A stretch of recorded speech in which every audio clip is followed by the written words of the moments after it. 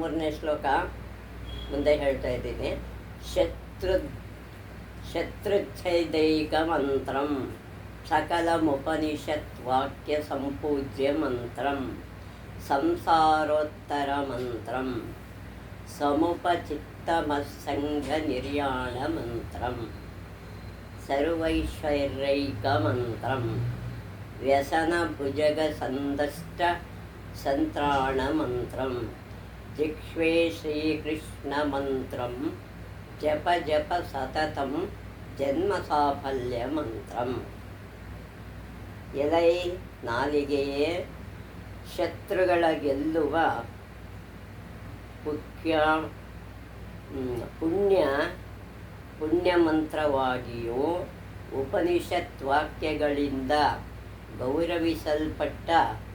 ಪಟ್ಟಿರುವ ಸಂಪೂಜ್ಯ ಮಂತ್ರವಾಗಿಯೂ ಸಂಸಾರ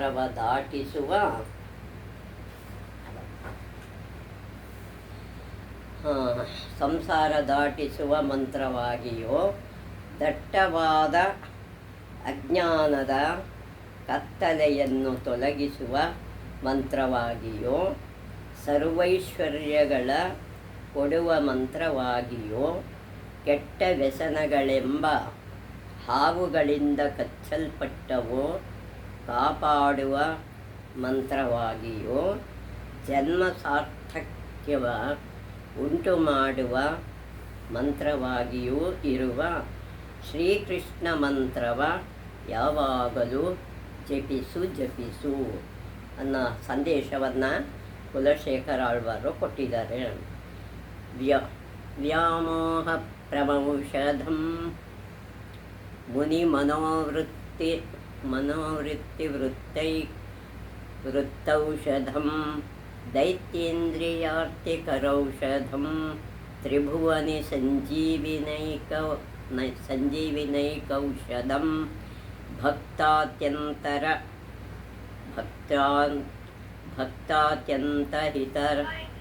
ಔಷಧಂ ಭವಭಯಪ್ರಧ್ವಂಸಿನೈಕೌಷಧಂ ಶ್ರೇಯಃ ಪ್ರಾಪ್ತಿಕರೌಷಧಂ ಪಿಬ ಮನಃ ಶ್ರೀಕೃಷ್ಣ ದಿವ್ಯೌಷಧಂ.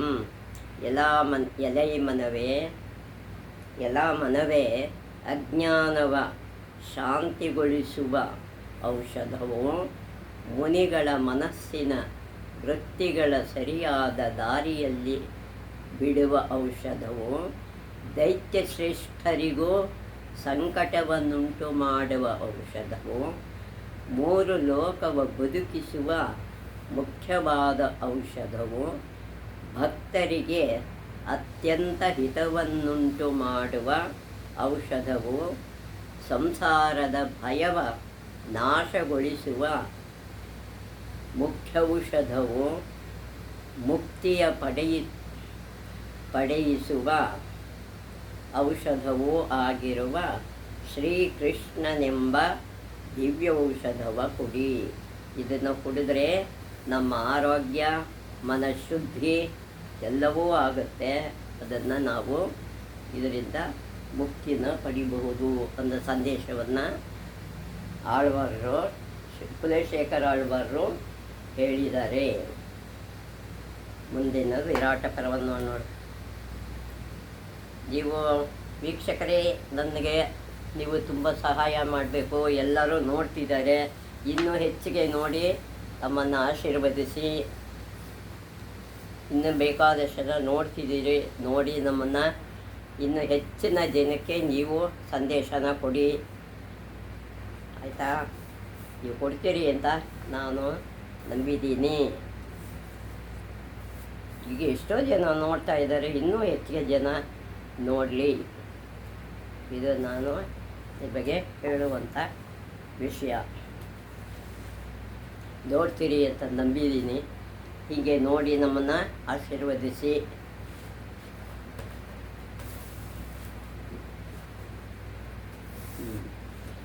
ಮುಂದಿನ ಭಾಗ ಏಕಾಂಗಿಯಾಗಿ ಭೀಷ್ಮ, ದ್ರೋಣ, ಕೃಪ, ಅಶ್ವತ್ಥಾಮ, ಕರ್ಣ ಎಲ್ಲರನ್ನೂ ಒಟ್ಟಿಗೆ ಎದುರಿಸಬಲ್ಲೆ.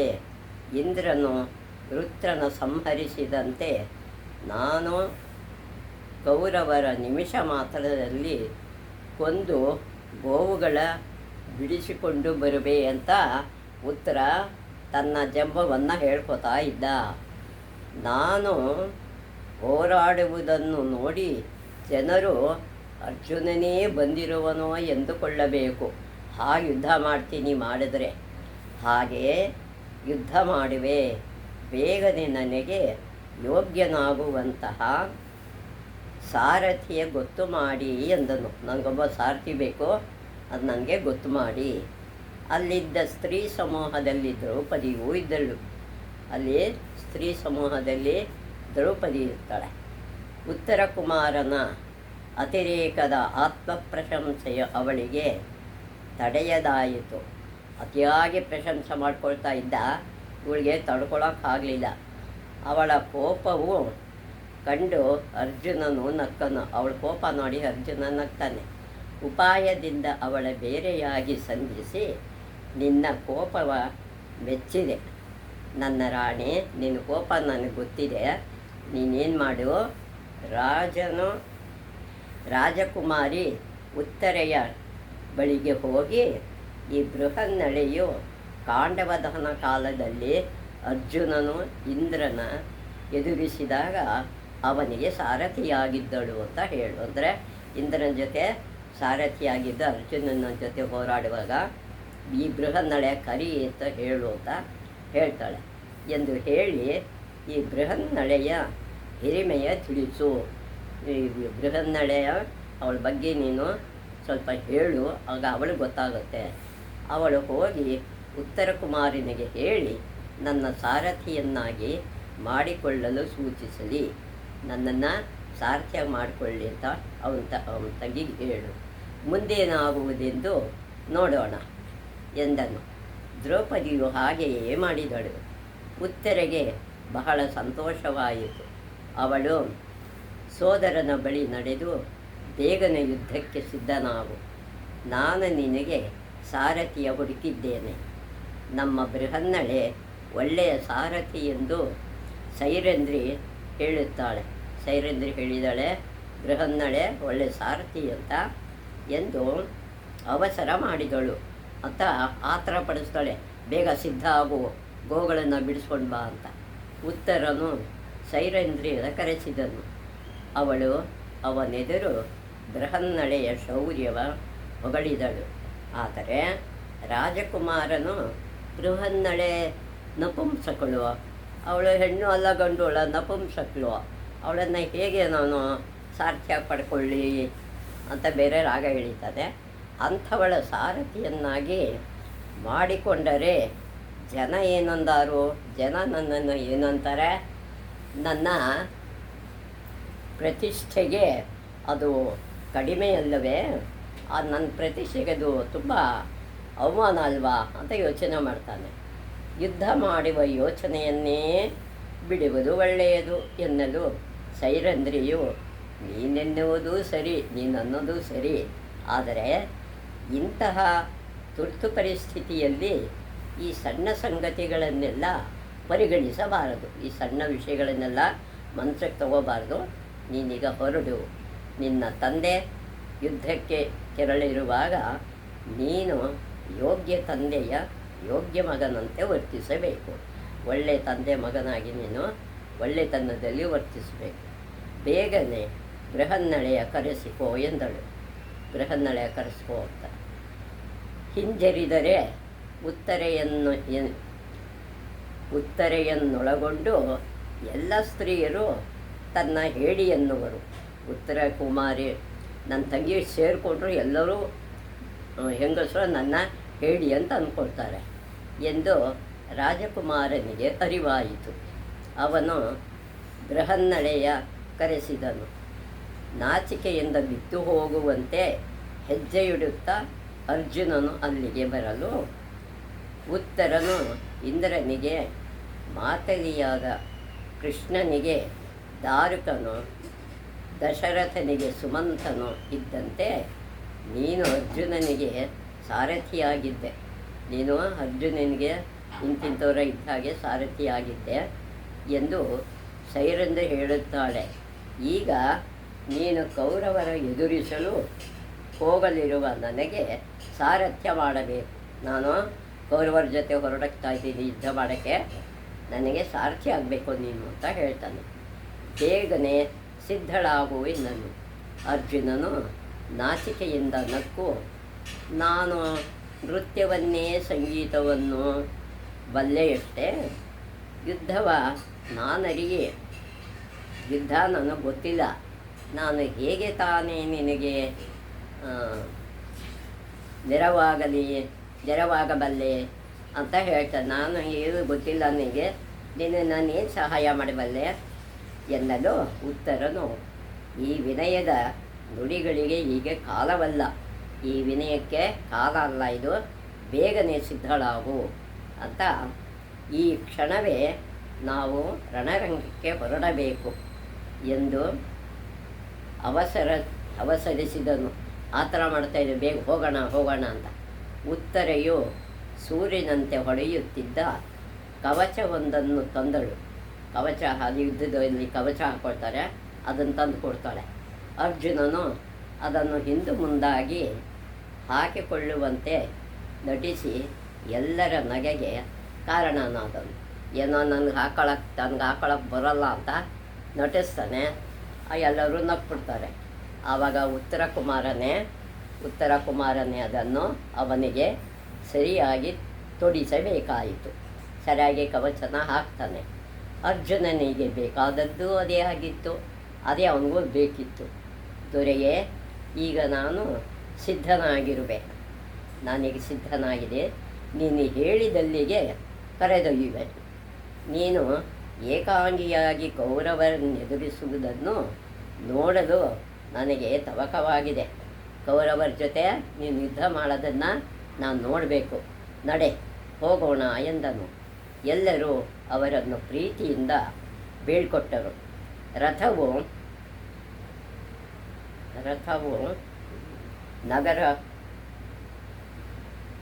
ನಗರದನ್ನು ಹೊರಡಲಿರುವಾಗ, ಅರಮನೆಯಿಂದ ಎಲ್ಲರೂ ಹೊರಡಲಿರುವಾಗ ಉತ್ತರೆಯು ಬಂದು ಬೃಹನ್ನಳೆಗೆ ಹೇಳ್ತಾಳೆ, ಬೃಹನ್ನಳೆ, ನನ್ನಣ್ಣ ಶತ್ರುಗಳ ಸೋಲಿಸಿ ಹಿಂದಿರುಗುವಾಗ ಅವರ ಮೈಮೇಲಿನ ಆಭರಣಗಳು, ರೇಷ್ಮೆ ವಸ್ತ್ರಗಳನ್ನು ನನಗಾಗಿ ತರುವುದನ್ನು ಮರೆಯಬೇಡ ಎಂದು ಕೇಳಿಕೊಂಡಳು. ಅವರ ಮೇಲಿನ ಆಭರಣ, ರೇಷ್ಮೆ ವಸ್ತ್ರ ನನಗೆ ತಂದುಕೊಡು ಅಂತ ಕೇಳ್ತಾಳೆ. ಅರ್ಜುನನು ನಕ್ಕು, ಮರೆಯುವುದಿಲ್ಲ ನನ್ನ ಪುಟ್ಟ ರಾಜಕುಮಾರಿ, ಕೌರವ ವೀರರ ಸುಂದರ ಉಡುಪುಗಳ ನಿನಗಾಗಿ ತರುವೆ. ಅವರು ಸುಂದರವಾದ ಬಟ್ಟೆಗಳು, ಆಭರಣಗಳು ಮರೆದೇ ತೊಗೊಂಡು ಬರ್ತೀನಿ ಅಂತ ಹೇಳ್ತಾನೆ. ಇದು ನನ್ನ ಪ್ರತಿಜ್ಞೆ ಅಂತ ಹೇಳ್ತಾನೆ. ರಥವು ವೇಗದಿಂದ ಉತ್ತರಾಭಿಮುಖವಾಗಿ ಹೊರಟಿತು. ಉತ್ತರ ದಿಕ್ಕಿಗೆ ಹೊರಡುತ್ತೆ. ಉತ್ತರ ಕುಮಾರನು, ಬೇಗ ಓಡಿಸು ರಥವ, ನಮ್ಮಪ್ಪ ಇಲ್ಲದ ಸಮಯದಲ್ಲಿ ಮುತ್ತಕ್ಕೆ ಹಾಕಿರುವ ಶತ್ರುಗಳ ಎದುರಿಸಲು ನಾನು ತವಕಿಸುತ್ತಿದ್ದೇನೆ. ನಾನು ಆತರ ಪಡ್ತಾ ಇದ್ದೀನಿ. ಅವ್ರ ಜೊತೆ ಹೋಗಿ ಬೇಗ ಯುದ್ಧ ಮಾಡಬೇಕು. ವಿರಾಟ ನಗರ ಯಾರೂ ವೀರರು ಇದೇ ಇಲ್ಲವೆಂದು ಅವರು ತಿಳಿದಿರುವಂತಿದೆ. ವಿರಾಟ ನಗರದಲ್ಲಿ ಯಾವ ವೀರರು ಇಲ್ಲ ಅಂದ್ಕೊಂಡಿದ್ದಾರೆ. ನಾನಿದ್ದೀನಿ, ನಾನಾರೆಂಬುದನ್ನು ಅವರಿಗೆ ತೋರಿಸುವೆ, ನಾನು ಯಾರು ಅಂತ ತೋರಿಸ್ತೀನಿ ಅಂತ ಯಜ್ಜಮ್ಮ ಕೊಚ್ತಾ ಇರ್ತಾನೆ ಎಂದು ಅವಸರಿಸಿದನು. ಅರ್ಜುನನು ತನ್ನಲ್ಲಿಯೇ ನಗುತ್ತಾ ನಗರವ ದಾಟಿ ಸ್ಮಶಾನದ ಕಡೆಗೆ ರಥವ ನಡೆಸುತ್ತಿದ್ದನು. ಸ್ಮಶಾನದ ಕಡೆಗೆ ರಥನ ನಡೆಸ್ತಾನೆ. ಸ್ವಲ್ಪ ದೂರ ಹೋಗುವುದರೊಳಗೆ ಹುಣ್ಣಿಮೆಯ ರಾತ್ರಿಯ ಸಮುದ್ರ ಘೋಷದಂತಹ ಶಬ್ದವು ಕೇಳಿಸಿತು. ಅಂದರೆ ಹುಣ್ಣಿಮೆಯ ರಾತ್ರಿಯ ಸಮುದ್ರ ಘೋಷ ಕೇಳುವ ಹಾಗೆ ಕೇಳುತ್ತೆ. ಉತ್ತರನು ಅದೇನೆಂದು ಕೇಳಲು ಅದೇ ಶಬ್ದ ಅಂತ ಕೇಳ್ತಾನೆ. ಅರ್ಜುನನು, ಅದು ನೀನು ಸ್ವಲ್ಪ ಹೊತ್ತಿನಲ್ಲಿ ಎದುರುಗೊಂಡ ಧೂಳಿಪಟ ಮಾಡಲಿರುವ ಕೌರವ ಸೇನೆಯ ಸದ್ದು ಎಂದನು. ಇದು ಕೌರವ ಸೇನೆಯ ಶಬ್ದ. ನೀನು ಹೋರಾಡ್ತೀನಿ, ಅವ್ರನ್ನ ಸೋಲಿಸ್ತೀನಿ ಅಂತ ಹೇಳ್ತಿದ್ದಿಲ್ಲಪ್ಪ, ಅದೇ ಆ ಶಬ್ದ. ಅಷ್ಟರಲ್ಲಿ ಉತ್ತರ ಕುಮಾರನಿಗೆ ಸೈನ್ಯವು ಕಾಣಿಸಿತು. ಸೈನ್ಯ ಕಾಣಿಸುತ್ತೆ. ಕಂಗಳಲ್ಲಿ ಭಯ ಆಶ್ಚರ್ಯಗಳು ಮೂಡಿದವು. ಕಣ್ಣಿನಲ್ಲಿ ಆಶ್ಚರ್ಯ ಭಯ ಎರಡೂ ಆಗುತ್ತೆ. ಗರ ಬಡಿದಂಥವನಾದನು. ಏನು ಗರ ಅಂದರೆ ಅವನಿಗೆ ಏನೂ ಮಾಡೋಕ್ಕಾಗಲ್ಲ, ಇದೇನಪ್ಪ ನನಗೇನು ಬರುತ್ತಾ ಅಂತ ನಾಲಿಗೆ ಒಣಗಿ ಮೂರ್ಛೆ ಬರುವಂತಾಯಿತು. ನಾಲೆ ಒಣಗಿ ಮೂರ್ಛೆ ಬರೋ ಹಾಗಾಗತ್ತೆ. ಅರ್ಜುನನು ಮುಂದುವರೆದು, ರಾಜಕುಮಾರ ನೋಡು, ಕೌರವ ಸೈನ್ಯವ ಅಲ್ಲಿ ಆ ಬಿಳಿಯ ಕುದುರೆ ಮೇಲಿರುವವನೇ ಕೌರವ ಚಕ್ರವರ್ತಿ ದುರ್ಯೋಧನ ಅಂತ ಪರಿಚಯ ಮಾಡಿಕೊಡ್ತಾ ಹೋಗ್ತಾನೆ. ಕೌರವ ಸೈನ್ಯದಲ್ಲಿ ಯಾರ್ಯಾರಿದ್ದಾರೆ? ಕುದುರೆ ಮೇಲಿರೋನು ದುರ್ಯೋಧನ, ಅವನ ಪಕ್ಕದಲ್ಲಿ ಬೂದು ಕುದುರೆಯ ಮೇಲಿರುವವನು ದುಶ್ಯಾಸನ, ಅವನ ಪಕ್ಕದಲ್ಲಿ ಅವನ ತಮ್ಮ ದುಶ್ಯಾಸನ ಕೂತಿದ್ದಾನೆ. ಅವನ ಬಳಿಗೆ ಸುಂದರ ಕಂದು ಕುದುರೆಯ ಮೇಲೆ ಕುಳಿತು ಬರುತ್ತಿರುವವನೇ ಕೌರವರ ಕಡೆಯ ಮಹಾಧನುರ್ಧಾರಿ ಕರ್ಣ, ಅವನೇ ಕರ್ಣ. ಯುದ್ಧದಲ್ಲಿ ಅರ್ಜುನನ ಕೊಲ್ಲುವೆನೆಂದು ಅವನು ಪ್ರತಿಜ್ಞೆ ಮಾಡಿರುವನು. ಅವನು ಅರ್ಜುನನ ಕೊಲ್ತೀನಿ ಅಂತ ಪ್ರತಿಜ್ಞೆ ಮಾಡಿದ್ದಾನೆ. ಅಲ್ಲಿ ಆ ಕಡೆ ನೋಡು, ರತ್ನಗಳ ಸರಮಾಲೆಯ ಬಾಲಸೂರ್ಯನ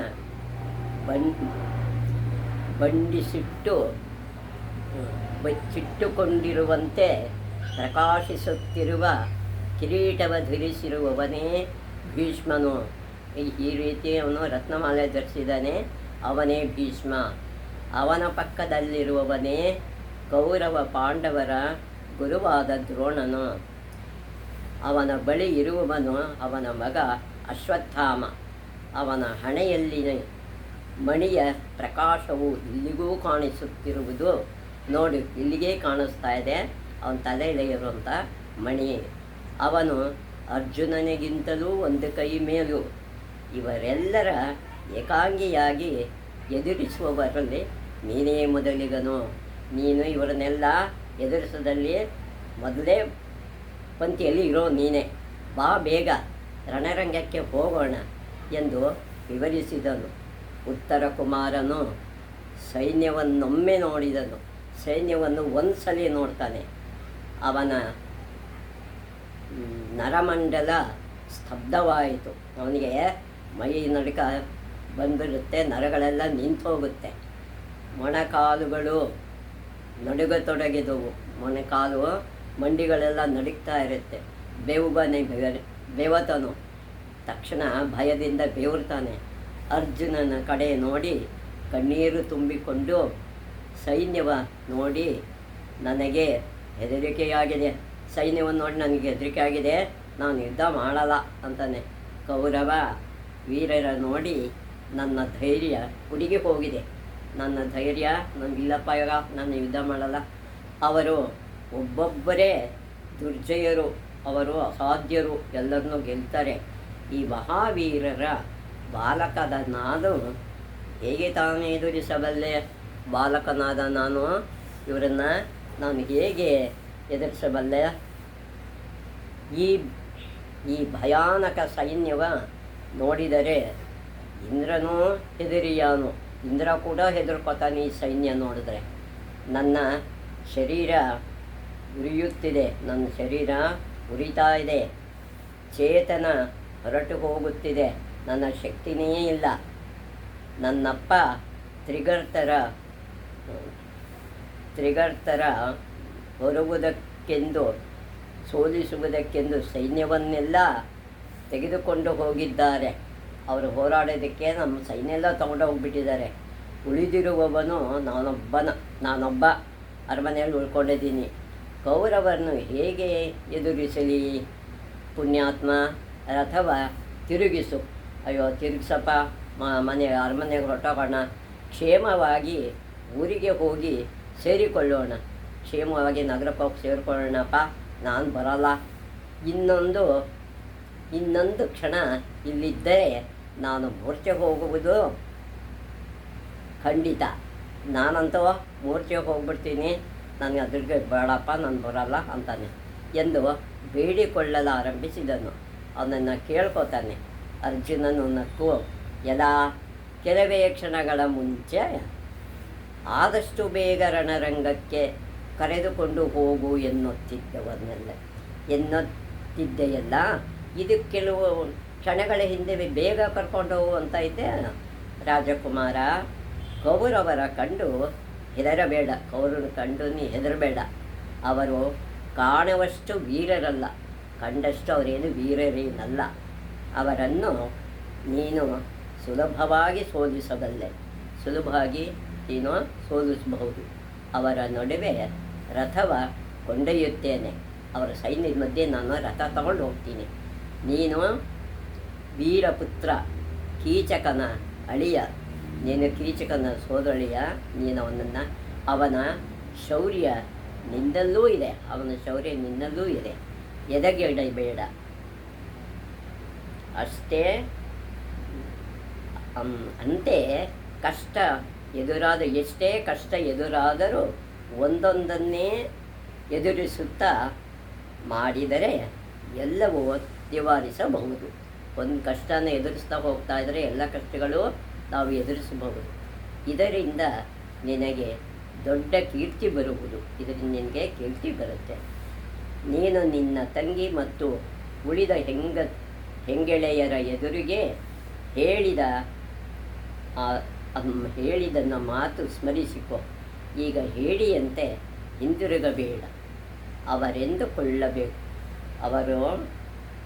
ಅವರೇನೆಂದುಕೊಳ್ಳಬಹುದು, ಅವರೇನು ಅನ್ಕೋತಾರೆ, ಇವನು ಹೇಳಿದನ್ನ ಓಡಿ ಬಂದ್ಬಿಟ್ಟಿದ್ದೇನೆ ಅಂದ್ಕೊಳ್ಳೋದು ಬೇಡ. ನೀನು ಓಡಿ ಹೋಗಲು ನಾನು ಬಿಡುವುದಿಲ್ಲ. ನೀನು ಓಡೋಗೋದಕ್ಕೆ ನಾನಂತೂ ನೀನು ಬಿಡಲ್ಲ. ನಿನ್ನ ಶೌರ್ಯದ ಮಾತುಗಳ ಕೇಳಿ ನಾನು ನಿನ್ನೊಡನೆ ಬಂದೆ. ನೀನು ಶೌರ್ಯದಿಂದ ಮಾತಾಡದೆ ಅಂತಲೇ ನಾನು ಬಂದಿದ್ದೀನಿ. ನಪುಂಸಕನಾದ ನಾನೇ ಹೆದರಲಿಲ್ಲವೆಂದ ಮೇಲೆ ನಿನಗೇಕೆ ಹೆದರಿಕೆ? ನಾನೇ ಹೆದರಲಿಲ್ಲ, ನಿನಗ್ಯಾಕಪ್ಪ ಭಯ? ಮತ್ಸ್ಯರಾಜನ ನಾಚಿಕೆಗೆ ಈಡು ಮಾಡಬೇಡ. ಮತ್ಸ್ಯರಾಜನನ್ನು ಅವನ ಕೀರ್ತಿಗೆ ಅಪಮಾನ ಮಾಡಬೇಡ. ಧೈರ್ಯವಾಗಿ ಯುದ್ಧ ಮಾಡು. ನೀನು ಕೌರವರ ಸೋಲಿಸುವೆ ಎಂದನು. ನೀನು ಕೌರವರನ್ನು ಸೋಲಿಸ್ತೀಯ, ನೀನು ಯುದ್ಧ ಮಾಡು ಅಂತ ಹೇಳ್ತಾನೆ. ಅರ್ಜುನನು ಏನು ಹೇಳಿದರೂ ಉತ್ತರನು ಕೇಳಲಿಲ್ಲ ಅವನು. ಅಯ್ಯೋ ಎಲ್ಲಪ್ಪ, ನಾನು ಬಿಟ್ಬಿಡು ಅಂತಾನೆ. ಬೃಹನ್ನಡೆ, ನಿನಗೆ ನನ್ನ ಭಯವೇ ಅರ್ಥವಾಗುತ್ತಿಲ್ಲ, ನನ್ನ ಭಯ ಅರ್ಥವಾಗ್ತಾ ಇಲ್ಲ ನಿನಗೆ ಅಂತ ಉತ್ತರ ಹೇಳ್ತಾನೆ. ಅವರು ನಮ್ಮೆಲ್ಲ ಗೋವುಗಳ ಎಲ್ಲ ಸಂಪತ್ತು ಕೊಂಡೊಯ್ದು ಬಿಡಲಿ, ನಾನು ಎಲ್ಲ ಕೊಂಡೊಯ್ದು ಬಿಡಲಿ, ನನಗೇನು ಭಯ ಇಲ್ಲ. ಪ್ರಪಂಚವೇ ನನ್ನ ನೋಡಿ ನಗಲಿ, ಪ್ರಪಂಚ ನೋಡಿ ನಕ್ಕುದರೂ ಪರವಾಗಿಲ್ಲ, ಚಿಂತೆ ಇಲ್ಲ. ನಾನಂತೂ ಹಿಂದಕ್ಕೆ ಹೋಗ್ತೀನಿ ಅಂತ ಹಠ ಮಾಡ್ತಾನೆ. ನಿನ್ನ ಮಾತ ಕೇಳಲಾರೆ ಎನ್ನುತ್ತಾ ರಥದಿಂದ ಹಾರಿ ನಗರದ ಕಡೆಗೆ ಓಡಲಾರಂಭಿಸಿದನು. ಹೋಗೋದಕ್ಕೆ ಶುರು ಮಾಡ್ತಾನೆ. ರಥದಿಂದ ಇಳಿದು ಅರ್ಜುನನಿಗೆ ಬಹಳ ಕೋಪ ಬಂದಿತು. ಅವನಿಗೆ ತುಂಬ ಕೋಪನೂ ಬರುತ್ತೆ. ಇದು ಕ್ಷತ್ರಿಯ ರಾಜಕುಮಾರನಿಗೆ ಖಂಡಿತ ಯೋಗ್ಯವಲ್ಲ, ಇದು ಯೋಗ್ಯವಲ್ಲದ ಕೆಲಸ. ರಾಜಕುಮಾರ, ನಿನ್ನ ಕುಲದ ಗೌರವ ಹಾಳುಗೆಡುವ ಬೇಡ. ಹೇಡಿಯಂತೆ ಓಡಿ ಹೋಗುವುದಕ್ಕಿಂತ ರಣರಂಗದಲ್ಲಿ ಪ್ರಾಣ ಬಿಡುವುದೇ ಮೇಲು. ಹೇಡಿಯಾಗಿ ಹೋಗೋಕ್ಕಿಂತ ರಣರಂಗದಲ್ಲಿ ಸಾಯದೆ ಒಳ್ಳೆಯದು ಎಂದು ಕೂಗಿ ಕರೆಯುತ್ತಿದ್ದರೂ ಉತ್ತರನು ತನಗೆ ಸಾಧ್ಯವಾದಷ್ಟು ವೇಗವಾಗಿ ಓಡತೊಡಗಿದನು. ತನಗೆ ಎಷ್ಟು ಬೇಕೋ ಅಷ್ಟು ಸ್ಪೀಡಲ್ಲಿ ಓಡ್ತಾ ಇರ್ತಾನೆ. ಈಗ ಅರ್ಜುನನು ರಥದಿಂದ ಧುಮುಕಿದನು. ತನ್ನ ರೇಷ್ಮೆ ವಸ್ತ್ರವು ಉದ್ದ ಕೂದಲು ಗಾಳಿಗೆ ಹಾರುತ್ತಿರಲು ಉತ್ತರನ ಹಿಂದೆ ಅವನೂ ಓಡತೊಡಗಿದನು. ತನ್ನ ಬಟ್ಟೆ ಬರೀ ಏನು ಗಮನಿಸದೆ ಅವನ ಹಿಂದೆನೇ ಓಡ್ತಾನೆ. ಅಷ್ಟರಲ್ಲಿ ಅವರು ಕೌರವ ಸೈನ್ಯದ ಬಳಿಗೆ ಬಂದು ಬಿಟ್ಟಿತ್ತು. ಕೌರವರು ಸೈನ್ಯದ ಬಳಿಗೆ ಬಂದಿರ್ತಾರೆ. ಶತ್ರುಗಳಿಗೆ ಇವರ ರಥವು ಅದರಿಂದ ಬಾಲಕನೊಬ್ಬನು ಹಿಡಿದು ಓಡುತ್ತಿರುವುದು, ಅವರ ಹಿಂದೆ ವಿಚಿತ್ರ ವೇಷದ ಇನ್ನೊಬ್ಬ ವ್ಯಕ್ತಿ ಓಡಿದ್ದು ಕಾಣಿಸಿತು. ಇವೆಲ್ಲ ಅವರನ್ನು ನೋಡ್ತಾರೆ. ಇವರು ಈ ಬೃಹನ್ನಳೆ ಓಡ್ತಾ ಇರೋದು, ಉತ್ತರ ಕುಮಾರನ್ನು ಇವನು ಕರ್ಕೊಂಡು ಬರೋಕ್ಕೆ ಹೋಗ್ತಾರೆ, ಅದೆಲ್ಲವನ್ನೂ ನೋಡ್ತಾರೆ. ಸೈನಿಕರೆಲ್ಲರೂ ಈ ಘಟನೆಯ ಕುತೂಹಲದಿಂದ ಗಮನಿಸುತ್ತಿದ್ದರು. ದ್ರೋಣನು ನಡೆದಿದ್ದ ಗಮನಿಸಿದನು. ದ್ರೋಣಾಚಾರ್ಯರು ಗಮನಿಸ್ತಾರೆ. ಅವನು ಹೆಂಗಸಿನಂತೆ ಉಡುಪು ಧರಿಸಿದ್ದವನು, ಅವನು ಪುರುಷ, ಅವನೇ ಪುರುಷ. ಬಾಲಕ ಹೆದರಿ ಓಡುತ್ತಿದ್ದಾನೆ. ಆದರೆ ಆ ಇನ್ನೊಬ್ಬ ವ್ಯಕ್ತಿ ಹಿಂದಕ್ಕೆ ಕರೆತರು ಯತ್ನಿಸುತ್ತಿದ್ದಾನೆ. ಆ ವ್ಯಕ್ತಿನ ಹಿಂದೆ ಕರ್ಕೊಂಬರೋಕ್ಕೆ ಇನ್ನೊಬ್ಬ ವ್ಯಕ್ತಿ ಪ್ರಯತ್ನ ಪಡ್ತಾ ಇದ್ದಾನೆ. ಆದರೆ ಅವನ ರೂಪ ನನಗೆ ಪರಿಚಯ ಇದೆ, ಅವನ ರೂಪ ನನಗೆ ಪರಿಚಯ ಇದೆ. ಗೊತ್ತಾಗಿದ್ದು ಅವನು ಅರ್ಜುನ. ಅದೇ ತಲೆ, ಅದೇ ಕುತ್ತಿಗೆ, ಇಷ್ಟು ದೂರದಿಂದಲೂ ಗುರುತಿಸಬಲ್ಲೆ. ಇಷ್ಟು ದೂರ ಇದ್ದೂ ಅರ್ಜುನನನ್ನು ಗುರುತಿಸಬಲ್ಲೆ ಅಂತ ಅವನು ಹೇಳ್ತಾನೆ. ಆ ಸುಂದರ ಬಾಹುಗಳು, ಅಗಲವಾದ ಭುಜಗಳು, ವಿಶಾಲವಾದ ಎದೆ, ಅವನು ಅರ್ಜುನನಲ್ಲದೆ ಇರಲು ಸಾಧ್ಯವೇ ಇಲ್ಲ. ಅರ್ಜುನನೇ ಅವನು. ಅಷ್ಟೊಂದು ಸುಂದರ, ಆ ಬಾಹುಬಲ ಅವನಲ್ಲದೆ ಬೇರೆ ಯಾರೂ ಇಲ್ಲ. ಅರ್ಜುನನ ಮಾತ್ರವೇ ಏಕಾಂಗಿಯಾಗಿ ನಮ್ಮ ಸೈನ್ಯವನ್ನು ಎದುರಿಸಬಲ್ಲ ಎಂದು ತನಗೆ ತಾನೇ ಎಂಬಂತೆ ಹೇಳಿಕೊಂಡನು. ದ್ರೋಣ ಹೇಳಿದ್ದು ಕರ್ಣನ ಕಿವಿಗೆ ಬಿತ್ತು. ದ್ರೋಣ ಅಂದ್ಕೊಂಡಿದ್ದು ಕರ್ಣನಿಗೆ ಕಿವಿ ಬೀಳುತ್ತೆ.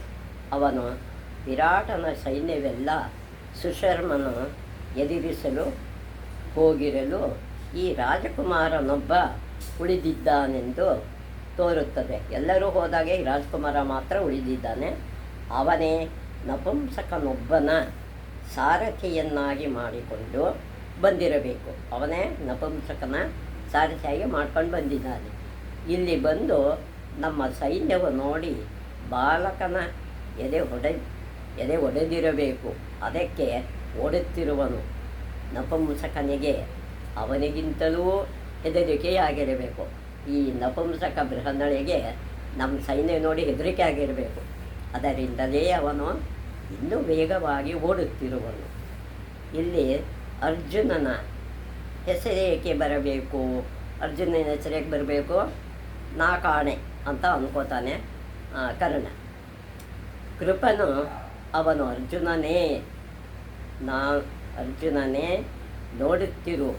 ಅವನು ಹುಡುಗನ ಹಿಂದಕ್ಕೆ ಕರೆತರುವನು. ಆ ಹುಡುಗನ್ನ ಹಿಂದೆ ಕರ್ಕೊಂಡು ಬರ್ತಾನೆ. ಅವನು ಆ ಹೆದರಿದ ಬಾಲಕನ ಸಾರಥ್ಯಕ್ಕೆ ಕುಳ್ಳಿರಿಸಿ ತಾನೇ ಯುದ್ಧ ಮಾಡುವನು. ಅವನು ಸಾರಥ್ಯ ಮಾಡ್ಕೋತಾನೆ, ಇವನೇ ಯುದ್ಧ ಮಾಡ್ತಾನೆ ಅಂತ ಹೇಳ್ತಾನೆ. ದುರ್ಯೋಧನನಿಗೆ ಕಿರಿಕಿರಿ ಆಯಿತು. ದುರ್ಯೋಧನಿಗೆ ಒಂಥರ ಏನಪ್ಪ ಇದು ಅನ್ನೋ ಕಿರಿಕಿರಿ ಆಗುತ್ತವನಿಗೆ. ಅವನು ಅರ್ಜುನನಾಗಲಿ ಕರ್ಣನಾಗಲಿ ಕೃಷ್ಣನಾಗಲಿ ಕೊನೆಗೆ ಭಾರ್ಗವನೇ ಆಗಲಿ ನಮಗೇನು ಯಾರಾದರೂ ನಮಗೆ ಯುದ್ಧ ಗೆಲ್ಲಬೇಕು ಅಷ್ಟೆ.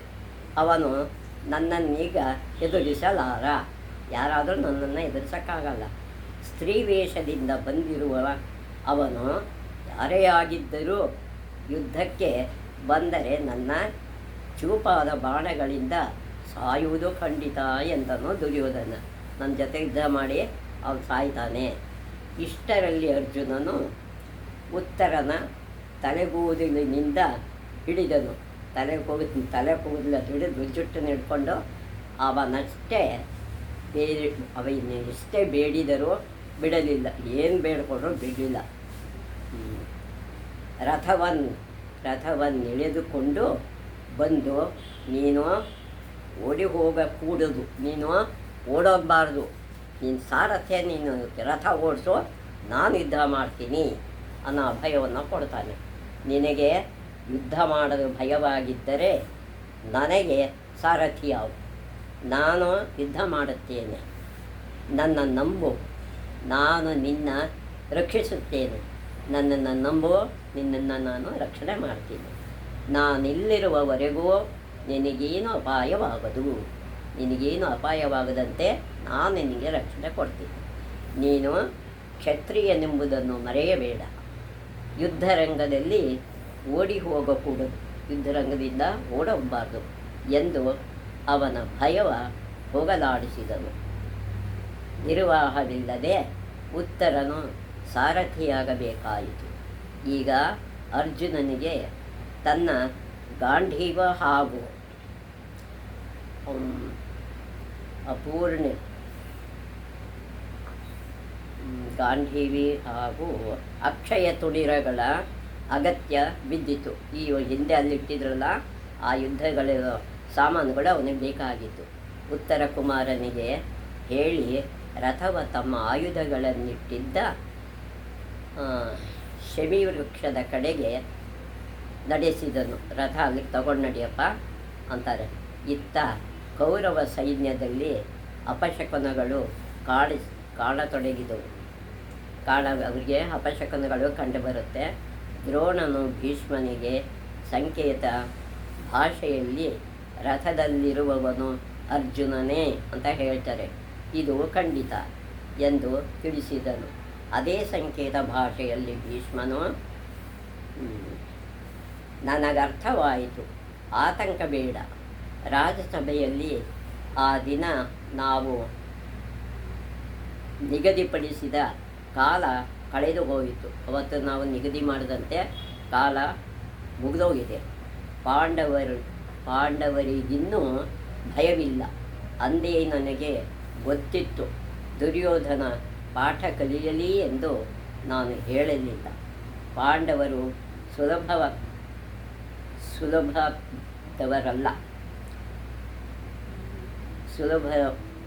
ಸುಲಭದವರಲ್ಲವೆಂಬುದು ಅವನಿಗೆ ಗೊತ್ತಾಗಲಿ.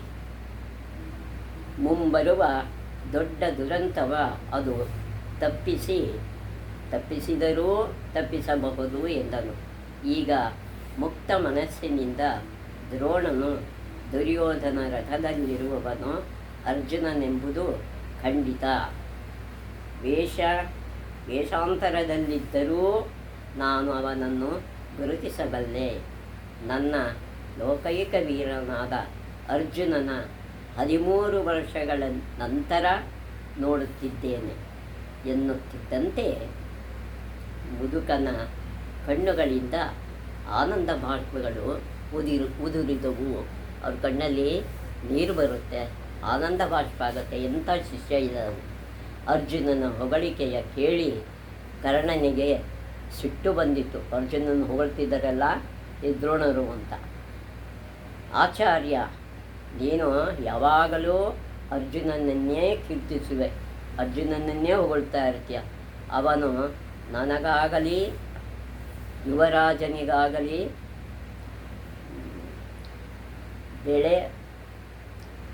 ಬೇಳೆ ಪಾಲಿಗೂ ಸಮನಲ್ಲ, ನನಗಾಗಲಿ ಬೇರೆ ಪಾಲ್ಗಾಗಲಿ ಯಾವುದಕ್ಕೂ ಅವನು ಸಮ ಅಲ್ಲ ಅಂತ ಹೇಳ್ತಾನೆ ಎಂದನು.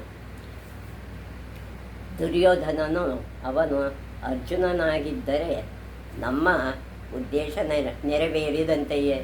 ನಮ್ಮ ಉದ್ದೇಶ ನೆರವೇರುತ್ತೆ. ಅವರು ಪುನಃ 12 ವರ್ಷ ವನವಾಸಕ್ಕೆ ಹೋಗುವರು. ಈ ನಪುಂಸಕನು ದೇವರೇ ಆಗಿದ್ದರೂ ನನ್ನ ಬಾಣಗಳು ಅವನ ಮಣಿಸುವುವು ಅಂತಾನೆ ಎಂದನು. ಭೀಷ್ಮ, ದ್ರೋಣ, ಕೃಪ, ಅಶ್ವತ್ಥಾಮ ಎಲ್ಲರೂ ಅವನ ಆತ್ಮವಿಶ್ವಾಸವ ಹೊಗಳಿದರು. ಅಷ್ಟರಲ್ಲಿ ಅರ್ಜುನನು ಶಮಿವೃಕ್ಷವ ತಲುಪಿದ್ದನು. ಉತ್ತರನ ಕುರಿತು, ರಾಜಕುಮಾರ, ನೀನು ಈ ಮರವ ಹತ್ತಿ ಅಲ್ಲಿರುವ ಗಾಂಧೀವವೆಂಬ ಧನುಸ್ಸ ತೆಗೆದುಕೊಡಬೇಕು. ಇದು ಗಾಂಧೀವ ಧನುಸ್ಸಿದೆ, ಅದನ್ನು ನನಗೆ ತೆಕ್ಕೊಡುವಂತ. ನಾವು ತಂದಿರುವ ಆಯುಧಗಳು ನಮ್ಮ ಮುಂದಿರುವ ಯುದ್ಧವನ್ನೆದುರಿಸಲು ಬಲ ಸಾಲದು. ಈ ಮರದ ಮೇಲಿರುವವು ಪಾಂಡವರ ಆಯುಧಗಳು. ಬೇಗ ಮರವ ಹತ್ತು ಅಂತ ಹೇಳ್ತಾನೆ ಎಂದನು. ಉತ್ತರನು ಮೇಲೆ ನೋಡಿ, ಅಲ್ಲಿರುವುದು ಒಂದು ಶವ, ಅದು ಶವ, ನಾನು ತಲಪ ಪತ್ತೆಯಾದ ನಾನು ಅಲ್ಲ, ಕ್ಷತ್ರಿಯನಾದ ನಾನು ಶವವ ಹೇಗೆ ಮುಟ್ಟಲಿ? ನಾನು ಕ್ಷತ್ರಿಯ, ಶವ ಮುಟ್ಟಲ್ಲ. ಬೃಹನ್ನಳೆ, ಇಂತಹ ಕೆಲಸವ ನೀನು ನನ್ನಿಂದ ಮಾಡಿಸಬಹುದೇ? ಬೃಹನ್ನಳೆ, ನೀನು ನನ್ನಿಂದ ಇಂಥ ಕೆಲಸ ಮಾಡಿಸ್ಬೋದಾ ಎನ್ನಲು ಅರ್ಜುನನು ನಕ್ಕು, ನೀನು ಕ್ಷತ್ರಿಯ ರಾಜನೆಂದು ನನಗೆ ಗೊತ್ತು. ನಿನಗೆ ಅಪಮಾನ ಮಾಡುವುದು ನನ್ನ ಉದ್ದೇಶವಲ್ಲ. ಅದು ಶವವಲ್ಲ, ಪಾಂಡವರ ಆಯುಧಗಳ ಜೋಡಿಸಿ ಕಟ್ಟಿರುವುದು ಹಾಗೆ ಕಾಣುವಂತೆ ಮಾಡಿದೆ ಅಷ್ಟೇ. ನನಗದು ಗೊತ್ತು, ಆಯಿತಾ? ಅದನ್ನು ಕೆಳಕ್ಕೆ ಇಳಿಸು ಎಂದನು. ಅದು ನನಗೆ ನೀನು ಅದನ್ನು ಇಳಿಸ್ಕೊಡು ಅಂತ ಹೇಳ್ತಾನೆ. ಉತ್ತರನು ಅಂತೆಯೇ ಮಾಡಿದನು. ಗಂಟ ಬಿಚ್ಚಿ ಪಾಂಡವರ ಆಯುಧಗಳ ನೋಡಿ ಬೆರಗಾದನು. ಅವರ ಆಯುಧಗಳನ್ನು ನೋಡಿ ಉತ್ತರ ಕುಮಾರ ಬೆರಗಾಗ್ತಾನೆ. ಕಣ್ಣಿನ ಮುಂದೆ 1000 ಕಾಮನ ಬಿಲ್ಲು ಕುಣಿದಂತಾಯಿತು. 1000 ಕಾಮನ ಬಿಲ್ಲು ಒಂದೇ ಸಲ ಬಂದರೆ ಏನಾಗುತ್ತೆ ಅನ್ನೋದು ಅವನಿಗೆ ಅರ್ಥ ಆಗುತ್ತೆ. ಮುಂದಿನ ವೀಕ್ಷಕರೇ, ನಮ್ಮನ್ನೆಲ್ಲ ನೀವು ಎಲ್ಲ ವೀಕ್ಷಣೆ ಮಾಡಿ ನಮ್ಮನ್ನು ಆಶೀರ್ವಾದ ಮಾಡಿ. ತುಂಬ ಜನ ಸಬ್ಸ್ಕ್ರೈಬ್ ಆಗಿರಿ, ನಮ್ಮನ್ನು ಆಶೀರ್ವಾದ ಮಾಡ್ತೀರಿ ಅಂತ ದಿನ ನೋಡಿ ಎಲ್ಲರಿಗೂ ಹೇಳಿ ನಮಗೆ ಅಭಿಮಾನ ಪಡಿಸಿ, ನೀವು ಅಭಿಮಾನದಿಂದ ನೋಡ್ತೀರಿ ಅಂತ ಅಂದ್ಕೊಂಡಿದ್ದೀನಿ. ಯತ್ರ ಯೋಗೇಶ್ವರ ಕೃಷ್ಣ ಯತ್ರ ಪಾರ್ಥೋ ಧನುರ್ಧರಃ ತತ್ರ ಶ್ರೀರ್ವಿಜಯೋ ಭೂತಿ ಧ್ರುವ ನೀತಿರ್ಮತಿರ್ಮಮ. ಅನನ್ಯಾ ಚಿಂತಯಂತೋ ಮಾಯೇ ಜನಾಃ ಪರ್ಯುಪಾಸತೆ ತೇಷಾಂ ನಿತ್ಯಾಭಿಯುಕ್ತಾನಾಂ ಯೋಗಕ್ಷೇಮಂ ವಹಾಮ್ಯಹಂ. ಶ್ರೇಯಕಾಂತಾಯ ಕಲ್ಯಾಣ ನಿಧಯೇರ್ಥಿನಾಂ ಶ್ರೀವೆಂಕಟನಿವಾಸಾಯ ಶ್ರೀನಿವಾಸಾಯ ಮಂಗಳಂ.